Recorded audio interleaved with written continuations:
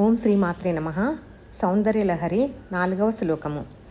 త్వదన్యః పాణిభ్యాం అభయవరదో దైవతగణః త్వమేకా నైవాసి ప్రకటితవరాభిర్ అభినయా భయాత్రాతుం దాతుం ఫలమపి చ వాంఛా సమధికం శరణ్యే లోకానాం తవ హి చరణావేవ నిపుణౌ.